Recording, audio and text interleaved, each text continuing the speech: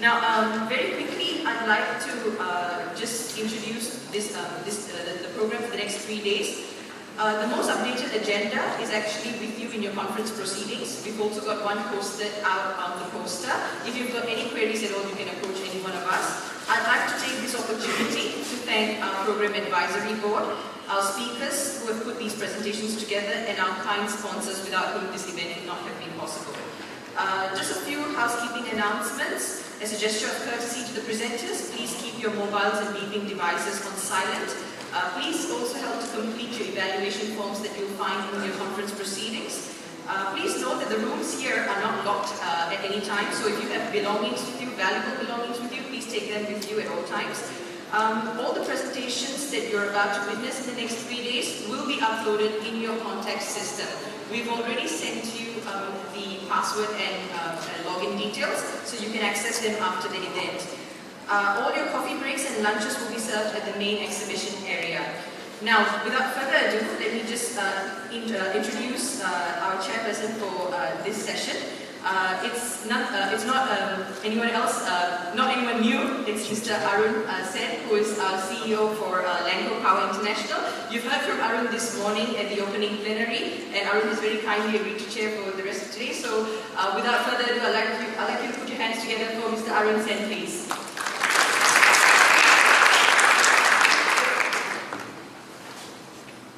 The rest of the day, I agree to the morning. Well, thank you for that kind of introduction. We've got this late morning session. We'll have 3 sessions for you. First, a presentation by Magnus Melin of the Lloyd's Register. Then we'll have a CEO forum discussing business growth, which unfortunately will include myself. And we'll have another excellent panel chaired by Mr. Swaminathan discussing challenges for the growth of the power sector focused on supply chain reliability. And for those of you all who've not been here for the first session, I think you missed a fairly lively discussion in the opening plenary. You will now hear from Magnus Melin, who will be talking about mitigating business risk, strategies and models that assure asset performance and reliability. Magnus, seated here, is the thermal power leader of the Lloyd's Register Group. He's focused on a fairly broad range of new and exciting stuff. Fossil-fired power generation, including carbon capture and storage, a topic that is going to be increasingly important in the developed world and possibly soon in the developing world. Magnus has experienced international marine and energy businesses, and he was also he founded the Swedish branch of Lloyd's Register ODS, a consultancy company within Lloyd's. Please join me in welcoming Magnus.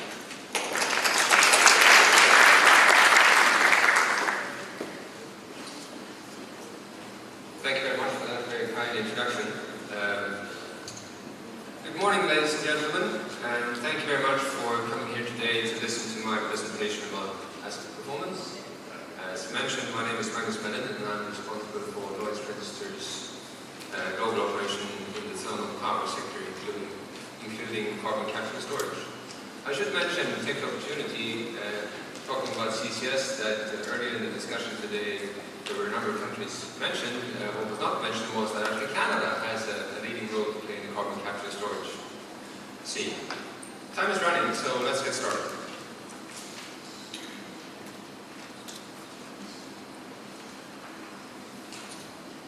Asset performance management is more important and relevant than ever.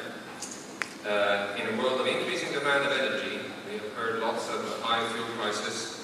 We also know that there's an increasing focus on reducing emissions, and in general, there is definitely a tougher climate with increased competition.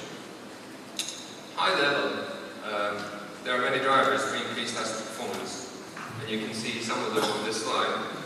As you can see, it includes stakeholder confidence, it's about brand, it's about demonstrating returns while controlling operational risk. Another important aspect of asset performance is that it links to many aspects of your business. Again, you can see it on the slide. It links into financial, humans, intangible aspects, information assets, physicals, etc. All of this is obviously in addition to the actual physical assets.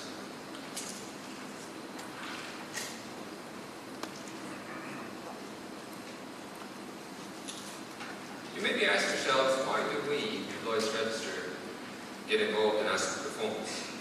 Well, the answer is very simple. We get involved because fundamentally, high asset performance cannot be achieved without the focus on safety. And safety is at the very core of our mission. Sustained high performance is based on strong integrity, and strong integrity is in turn based on strong safety standards. From a practical point of view, we assist clients to improve their asset performance by providing a different range of services.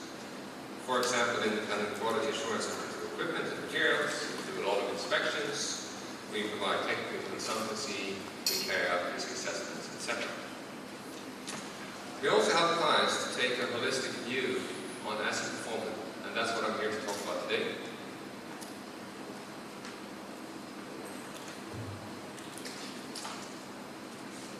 Clearly, as for many other aspects of business and indeed life, there isn't really one magic fix. There is no solution that fits everything and everything. To improve your asset management or asset performance, you need different approaches for different levels.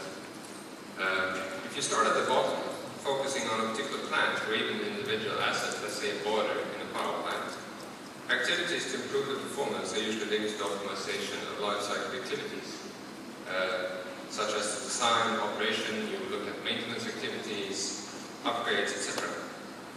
At the next level, the focus may be on an entire site or business unit.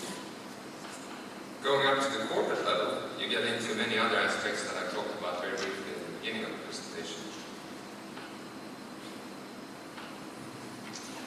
From our work with some of power generation companies and also power transmission and distribution companies, we have found that companies can improve their asset performance very significantly by taking a holistic view on asset performance management in relation to a standard, which is not really a standard, called PAS 55. I'll tell you more about that in a few seconds. So what is PAS 55 really? Well, PAS stands for Publicly Available Specification. It's not really a standard, it's a specification. In many cases, though, these specifications are precursors to standards. And what's important here is that we see that PAS 55 and a developing standard called ISO 55000 is becoming increasingly important for power companies. First and foremost, because we see an increasing interest in authorities to adopt the principles behind PAS 55. And secondly, because of this developing ISO 55000 standard, which will be the first ever ISO standard on asset management, is very much based on the principles of PAS 55. I should mention that ISO 55000 is scheduled to be published around 2013, so it's not too far away.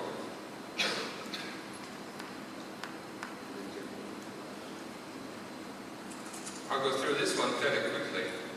What I'm trying to convey here is that even though, strictly speaking, PAS 55 only deals with physical assets, it actually links to other assets in the way that they need to be considered when they have an impact on the physical assets. I mentioned it before, and I would just like to stress that it is really important from our perspective to take these relationships into account.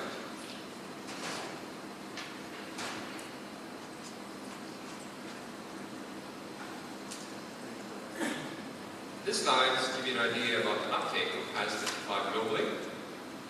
Clearly, the uptake goes far beyond the original country, and we definitely see more and more power companies in the power sector and related sectors taking greater interest in PAS 55. Some companies have already adopted the principles and been certified to PAS 55. Some are on the path to do that currently, and some are obviously considering to do that now or potentially in the future.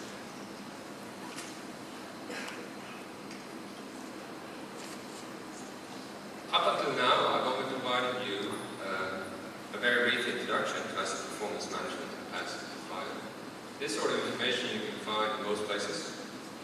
It's read available from many sources. And I strongly suspect that what you really would like to know about PAS 55 is described by the two questions on the slide. It is about how is it really implemented in practice, and what are really the benefits to my company, right?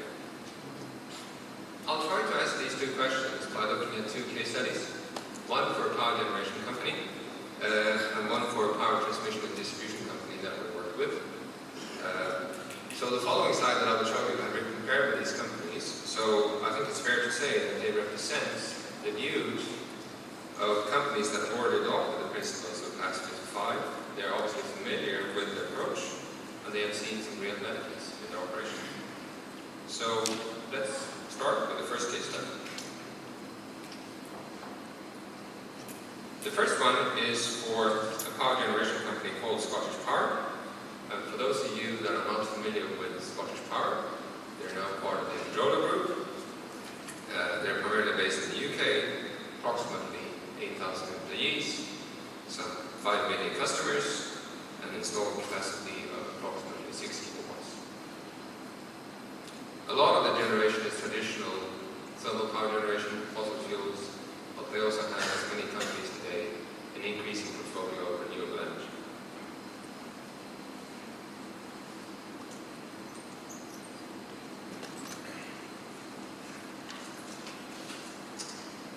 Scottish Power has a long history of focusing on asset performance, and maybe some of you have been attending asset performance conferences, and then you've probably heard a presentation given by Martin Sedgwick at Scottish Power.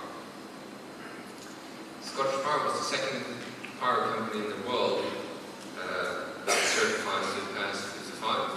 I believe China Electric Power was the first one. The work in relation to PAS 55 has been done in stages, where the initial gap analysis also included some training.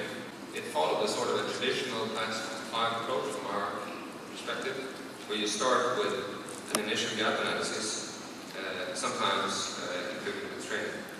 So the gap analysis is a process, it comes from the name probably, it's a process where you look at your current asset management approach in relation to the requirements of PAS 55. So PAS 55 is not there to change your asset management approach, but there are some requirements, and the gap analysis is there to identify those gaps. A typical gap analysis, also in this case, usually requires in the order of 5 days on site, and includes participation of a wide range of stakeholders from the organization, including the facilitators. And in this case, we provide those facilitators. The actual accreditation or assessment, final assessment, was done in different steps for different parts of the business. It started with the coal business in December 2008, and approximately half a year later, they continued with the gas and hydro business. As you can see, the necessary investment in time is not very long. It's approximately 5 days on site for each of the two businesses. Same sort of magnitude as for the initial gap analysis. We just recently recertified Scottish Power after a period of 3 years, and again we're talking about a time frame at site of approximately 5 months.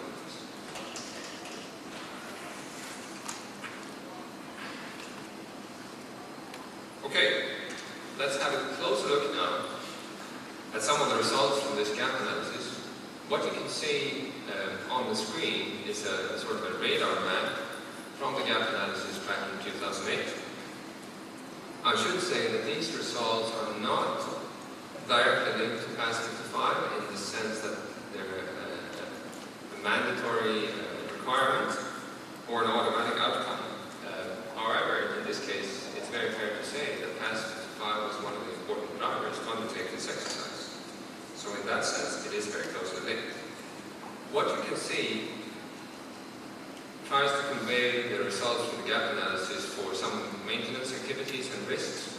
And for those of you that are not familiar with radar maps, it sort of paints a picture where if you have a completely filled circle, you're doing very well. If you don't, you have a gap. So it gives a rating for those different activities. And I apologize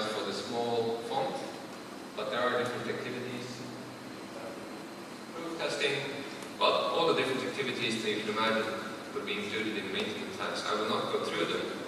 I just want to convey this initial result from that initial gap analysis. And obviously, as you can see, a number of gaps were identified.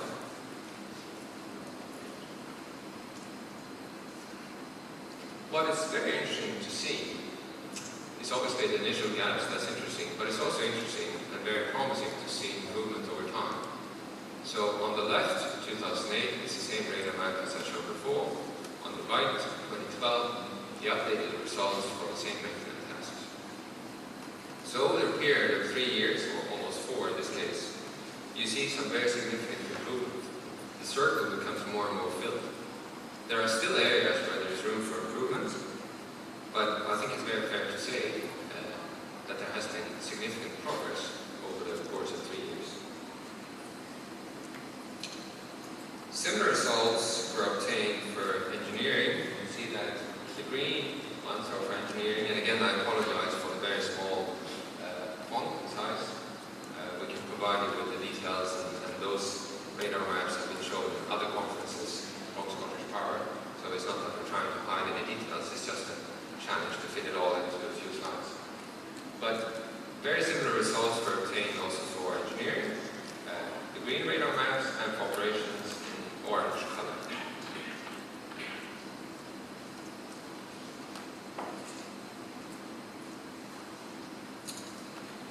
Looking at a different way of looking at things, some other examples on benefits from focus on improved asset performance. This is looking at a particular plant, an organic coal-fired power plant close to Edinburgh in Scotland. And again, we're looking at the time scale 3-4 years over the time frame from 2008, when they started to be, when they were credited to 2005. So if you look on your left, top left, the availability factor has increased. At the same time, the forced average, the E4 number on the top right, has come down. The cost for external services on your lower left has come down at the same time as the output has been increased on your lower right. There are 2 overall key messages that I try to convey here. First and foremost, focus on asset performance can greatly improve your results. And secondly, as you can probably imagine, we strongly believe that PAS 55 is one of many important aspects of asset performance improvement.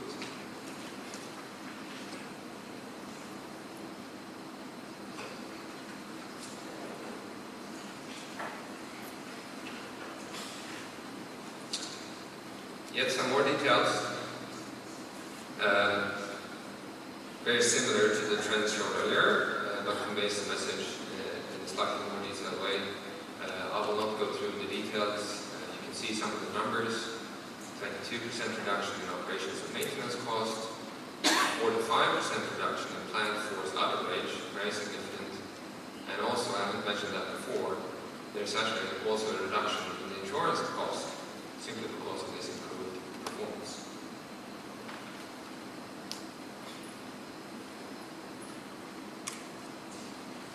Okay, that was Scottish Power. Let's move on to the next one. So this is the transmission and distribution company called Fingrid. It's the Finnish electricity transmission and system operator. They operate more than 14,000 kilometers of transmission lines, more than 100 substations, and approximately 10 power plants as backup. What is interesting here, and what I think is very important to mention, because it is very relevant for the follow-on discussion, is that Fingrid have adopted a business model that is based on very significant outsourcing. So Fingrid, they developed the power systems in connection with, in close cooperation with their customers. But when it actually comes to construct and maintain the grid, they outsource that to external subcontractors. They do take care of the actual power generation themselves, but that outsourcing is very key to the business approach of Fingrid. And I'll come back to that.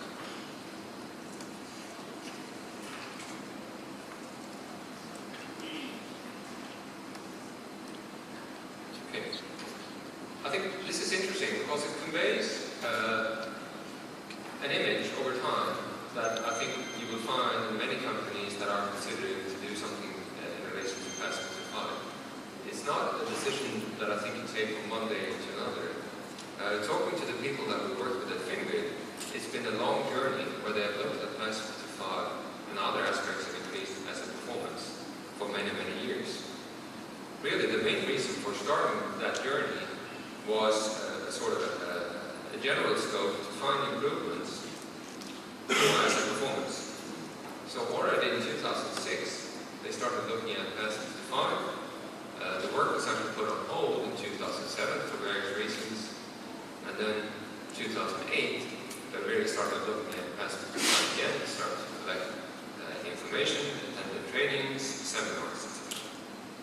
Later on in 2008, we got involved with Fingrid and provided some additional training to their top management and senior managers. That was done over a period of 3 days to get the senior management familiar with what they were facing, the opportunities, the approach, challenges, etc. To collect references, made a number of visits to other companies to compare their own performance, participated in a number of workshops around the world around plastic to five. We then helped them to do a gap analysis in 2009, very similar to the approach of Scottish Power, where you carry out a sort of similar gap analysis. It also included some training.